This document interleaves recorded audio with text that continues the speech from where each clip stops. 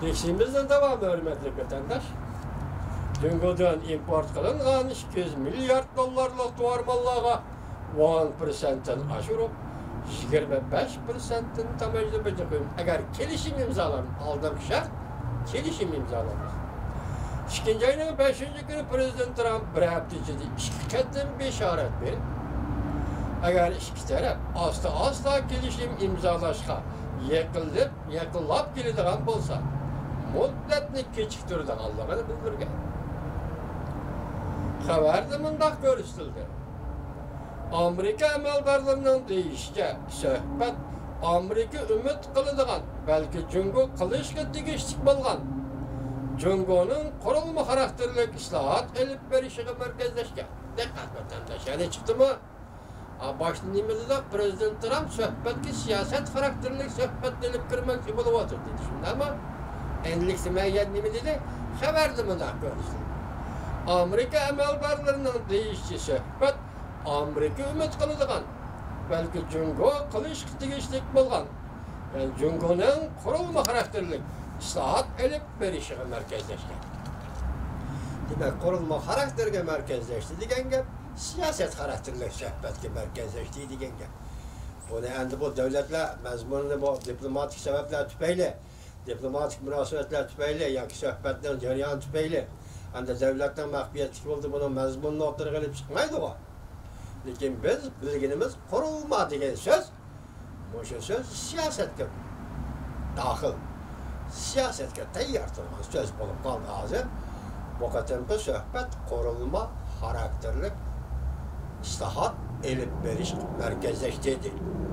Hem de Cungo'nun Amerika'dan tuvaris etip elişiğe ve mülazimet meseleleri bu söhbet bir yakın merkezleşti.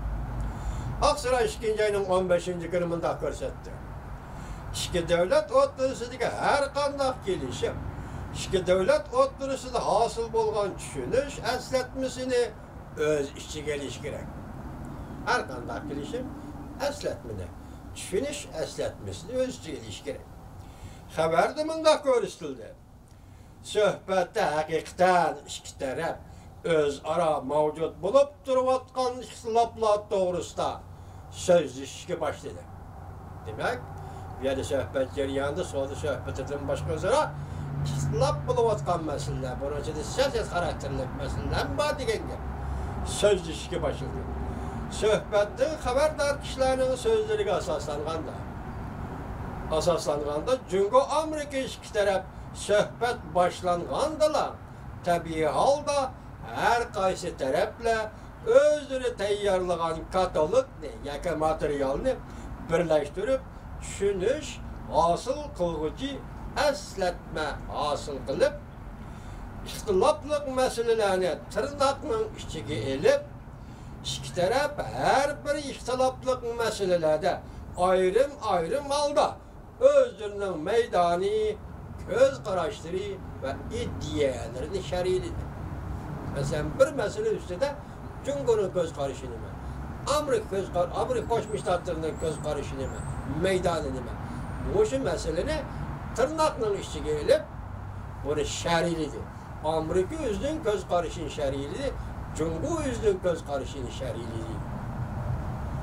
Her xil teklif mavzularını birleştirip belki küllerin biri de iki devlet rehberleri bu tallaşlarını sistemiyle gözden keçirişi mümkün.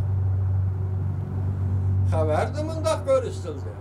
Tırnak içine elinğan kən dairlik ihtilaflar iki devlet o'rtasida ameli ve etraflı düşünüş hasıl kılışının kıyınғы toxtaydıqanlıqadan bir şaret var.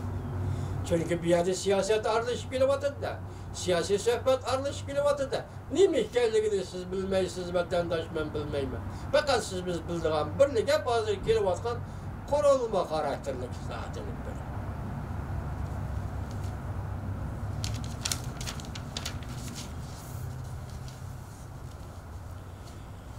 Avval söhbət Beijing vaxtı 2. ayının 15. günü Beijing'de ötküzüldü. Xinhua mındaq görsətkən. Amerika Cungo iki tərəf Beijing'de soda söhbeti ötközgende muhim meselelerde prensipler ortak konuştuk geldi. Bu işin hoşa haber kılabatıcı mı? Muhim meselelerde prensipler ortak konuştuk geldi. Haberde mındak görüştüldü. Cungo Amerika iki taraf iktisat soda meselesi bu iyice. Düşünüş esletmesi, asıl kılış doğrusu da konkret maslahatlaştı. Yani hazır bunu Xitayca beyvanlığı deydi. Esletme, bu doğruda beyvanlı, diplomatiyada beyvanlığı değildi. Şu derece gözlenilgende bu, benim maksidimimi sen düşünüp bak, senin maksidimimi ben düşünüp bakayım. Bu mesele oturgu çıktı degan. Konkret maslahatlaştı.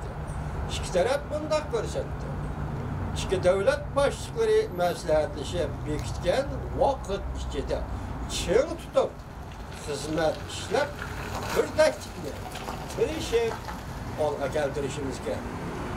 Bu yerda ta'kidlayotgani vaqtni ching tutib tirishib bir taktikni yoki bir fikrga kelishni olg'a keltirishimiz kerak. Haberlarga qaraganda ikki taraf mushahhabda Washingtonda davomli maslahatlashishni va suhbatlashishni bekitdi. Demak, bugun 19 hozir kelib bo'ldi Jumhuriyat suhbat vakillari uyligi Washingtonga deyapti. Reuters xabar qilib mundaq ko'rsatdi. Suhbatdan xabardor bir qancha nafar kishi mundaq dedi. Nihoyat oz bo'lsa-mu alametler şunu gösterdi ki, iki taraf söhbet vekiller ümidi, muhim ihtilaflık meselelerde nayet zor ilgirleşti koldu keltirdi.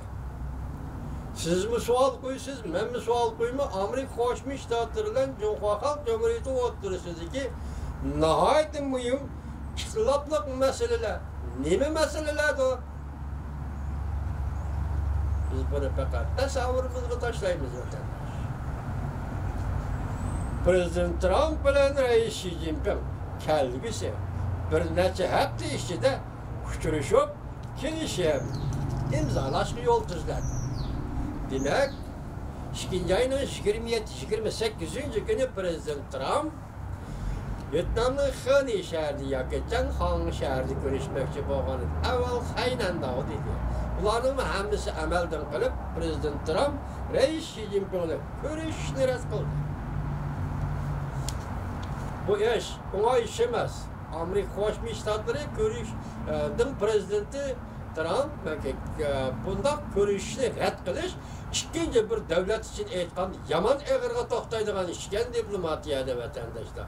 Prezidentlar emas, hatto odatdagi Amerikaning senatorlari Davlat Majlisining nüfuzlu a'zolari Beijingga boraman kelaman deb ortiqcha Beijingga berishdi. Yoki ziyorat qilishda amaldan qoldirilgan ish bo'lsa, bu nihoyat og'ir ishga bu davlatlar orasidagi munosabat siz bizga shunchalikla ma'lum bu ishlar yomon og'ir ishlar ekan. Hozir Prezident Trump avval rad qildi. Reis Xi Jinping bilan ko'rishishni rad qildi.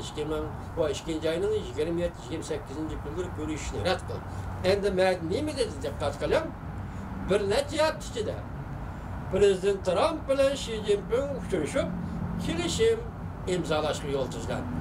Demak, kelishim tayyorlanadi. Ehtimol ikki davlat boshchisi imzo qo'ydi, yoki ikki davlat boshchisi vakil bo'lib, o'zi belgilagan alohida elchilar imzo qo'ydi.